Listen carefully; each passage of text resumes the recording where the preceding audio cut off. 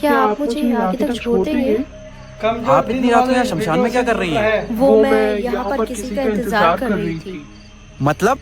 वो सब आप छोड़ो, आप मुझे बता दो, आप मुझे आगे तक छोड़ दोगे या नहीं? हाँ हाँ ठीक है।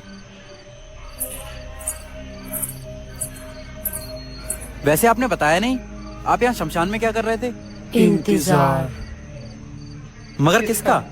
मेरे पति का। अपने पति का? आपके पति मर गए हैं क्या? नहीं, मरी तो मैं हूँ।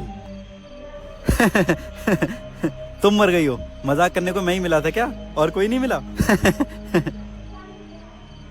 अच्छा तुम भूत हो ना? हाँ। अच्छा तो एक काम करो, गायब होके दिखाओ।